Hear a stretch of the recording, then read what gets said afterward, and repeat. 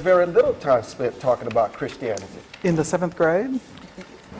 Yeah, you're correct. I mean, That's true. Yeah, but you just said, but in terms of fairness, there is no fairness here. But It if seems you're like it is looking at predominated by if you Islam. are looking at the curriculum in the middle grades together, there is comparable time spent on all the religions. And there's a very simple explanation, because the religions come in order of time. And when you're covering the curriculum, in the 6th grade you're studying a certain period of time, in the 7th grade you're studying another period of time. If you're going to go along a chronological order, the emphasis for the religions does get split up. Right. Now, that doesn't seem to line up with the facts. Now, the facts are 6.68. This is the only one SPL that talks about Christianity in the 6th grade. Only one. In the 6th or 7th grade? In the 6th grade. grade. If I go to the 7th grade, we have specifically 8 different times where they're talking about Islam. And there is nothing, so I'm not saying there's 8 in the other ones. If I look at every other religion, so if I look at Hinduism, 1, Buddhism, 1. So I'm not saying that it is equally spread out at all. These are the standards. This is directly off the website, and they're not equal. they're not equal. It's the But wait, stop. Should they be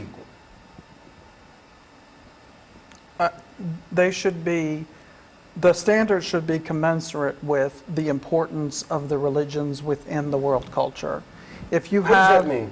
that means that you're going to spend more time on a religion that has more people and that has more people in it in the world and has had more impact on history. And you say, no. I think they all ought to be taught equal. I'm about fair and balanced.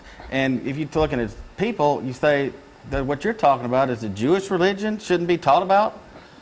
I mean, there's very few, if you're looking about based on population, which is what you just said, right? No, I said based upon their impact on history. I didn't say based upon And population. the time period being covered. So if you're going to study history, you actually have to study history within its context, not within today who we are, saying we should actually study Christianity more because we're Christian. That's not a study of history anymore. That's a study of popularity for our own current culture. can you understand why many parents feel that it's overwhelming, it's an indoctrination, it's unfair, and it's the last thing they want their kids to be overwhelmed and coming back saying that Allah is God? Do you understand why they would be concerned about that? Do you sympathize with it at all? So I understand, as a parent, I have 4 children, and they go to public school, and I'm very concerned about the quality of their education.